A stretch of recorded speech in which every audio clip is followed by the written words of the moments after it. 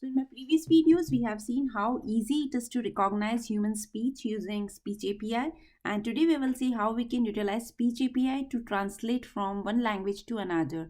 And the best part is Speech API allows you to translate into multiple languages at the same time. So let's quickly have a look at the high level steps. So as we can use the speech API either using REST APIs or using the SDKs. So if you're going with SDKs, make sure that you are adding the required dependencies, which I will be telling you in a while. And then next thing is we need to provision your resources so that we can utilize the instance of speech service. And once that is done and the keys and the endpoint are generated, we need to create an instance of speech translation config. So it will take parameters as key and the region. So once that is done, next thing we need to do is we need to associate the source and the target languages with this configuration object. So it is mandatory to provide at least one target language, but definitely you have a provision to supply multiple target languages. Next thing we need to do is we need to create an instance of translation recognizer. So that will again take the configuration object which we have created as an input, and once this is done we will perform the translation. And once the translation is successful, once the speech recognition and translation is successful, the results will be stored in a dictionary wherein a key would be a target translation language and value would be a translated text. And as a final step, we will try to convert back our speech to another web file which will have the target language. So let's get started. So very first thing what I will be showing you is how and from where we can create the Azure resources. So I'm on my Azure portal. You can search for speech services, and these things I have already recorded in my previous video, so definitely you can have a look there. Click on create and you need to provide all these essential details.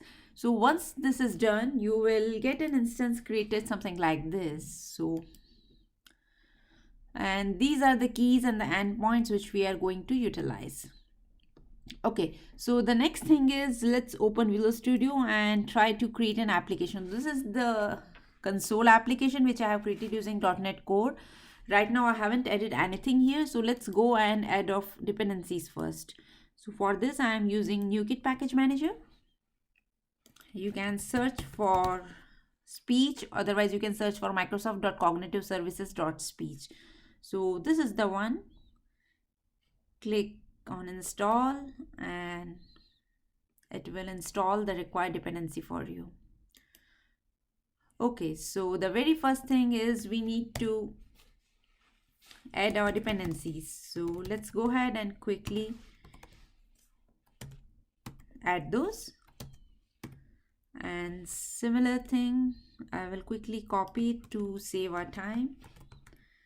.audio and another would be translation. So these three are the prerequisite and we have to add it because we are going to use SDK. Next thing is let's quickly go ahead and create a new private static method.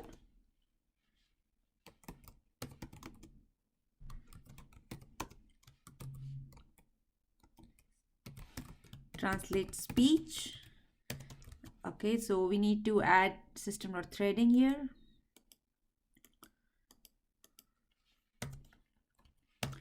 Okay, perfect. So the very first thing what we need to do is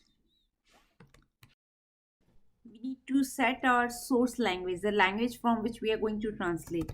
So for that, let's create variable from language, and here we can provide en-us. So it will represent our English language. Next thing is we need to create an configuration object like I said. So for creating the configuration object, we need to pass the key and the region. So it is the same key which we have just created. So I can quickly show you. So I have just picked up this key and this is the region.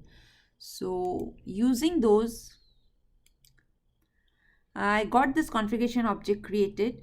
Next thing is we need to associate config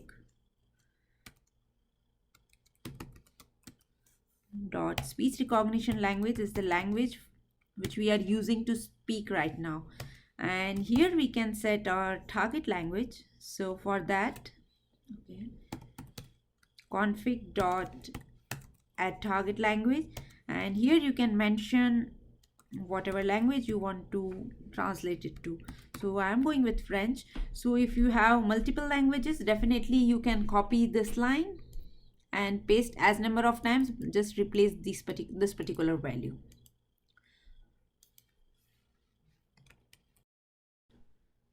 Okay, next thing is we need to set the language for the synthesizer, that whenever we are saving the recorded translated speech, what would be the voice it will have. So for that, we need to create a voice name object which is associated with the config, and here we can set it as a French voice because FR represents French.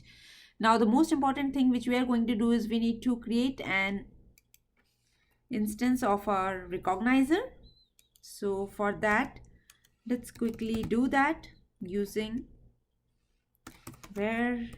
So this step is almost the same how we did it last time, and here we can give translation recognizer and it will take config as a parameter. So here we have created the instance of our recognizer. Next thing is we need to associate the events. So for associating event, there are, like I said last time, there are many events which you can have a look, click on this event button and see. So this time I'm not going to handle recognizing event. We will just go with the recognized event, which is the final, which will show you the final text which is translated. So, and let's click on this. Okay, so what we need to do here is we need to handle the region first. So let's quickly do that. And whenever the result reason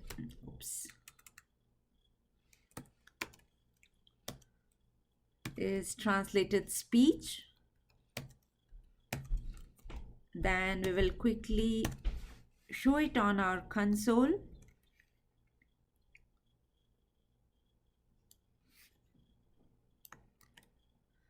Show it on our console the message that what is the text it is trying to recognize.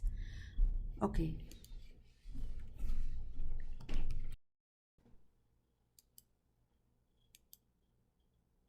Okay, I think there is some bracket which I'm missing.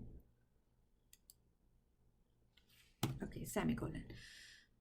Okay, next thing we will just display the result, whatever the text it is translated. So for that I am reading it from the translations and showing you what was the key and what was the value. So you will get to know that the source language and its translated text. Next we need to handle is the event for synthesizing, and it would be like, I would take the same as E.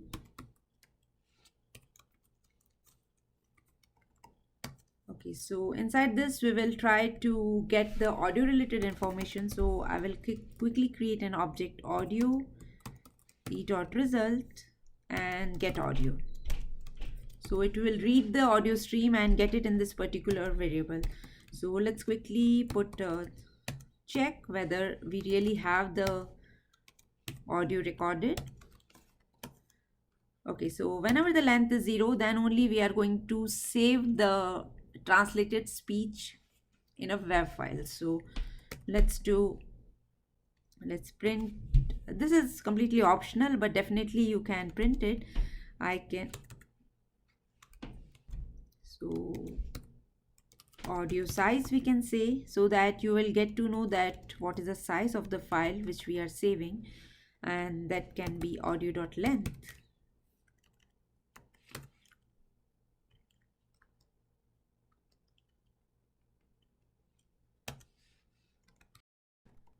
here RAM is this. Okay, and now we will save it to the web file. So you can give the name, and here I need to add system.io. Okay, so we are done with our event handling part. Next thing is there are two more events which I said, like session started and session stopped. So I will quickly handle those also with some text so that we will get to know that session is started, and similarly for session stopped we can handle this event. Okay, so now the most important thing is calling the API. So here it starts.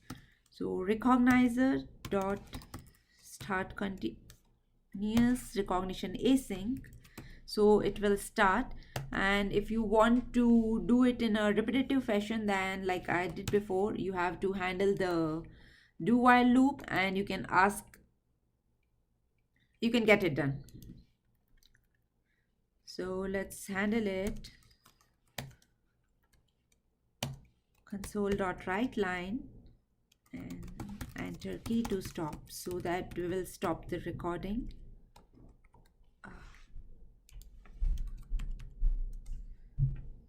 And here comes our while loop, so which will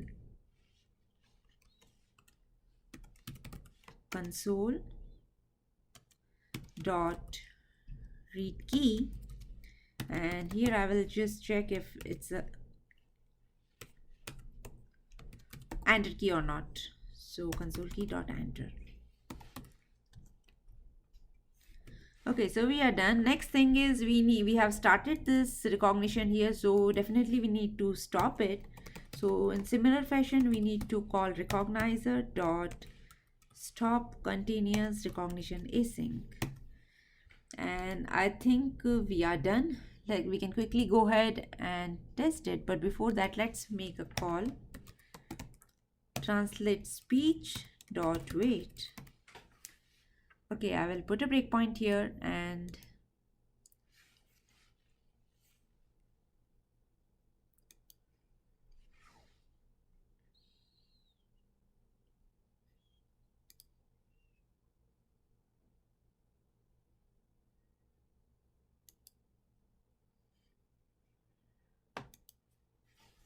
this table is made of wood.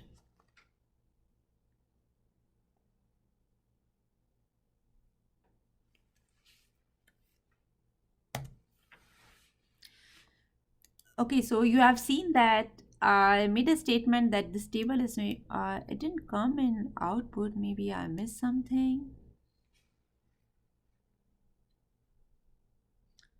So, but it did converted that to French. But let me quickly have a look. Where did we get wrong? Let's stop this. Okay, so here instead of translating, we want the finished event which is translated. So now let's quickly try it once. Hello, this table is made of wood.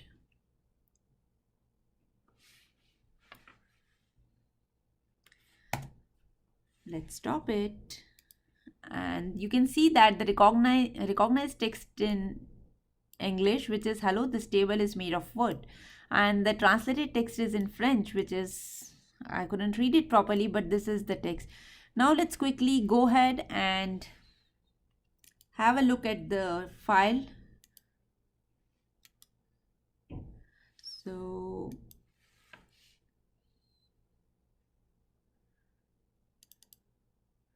okay, so I'm going to bin.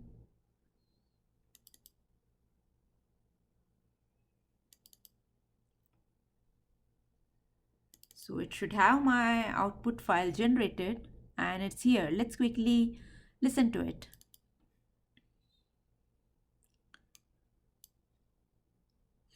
Bonjour, cette table est faite de nourriture. Bonjour, cette table est faite de nourriture. So you can see that how easily we converted our speech to French. So you can do for as many languages in just one shot. So that's all I have for today. Hope you guys enjoyed watching this, and we'll see you next time. Thank you.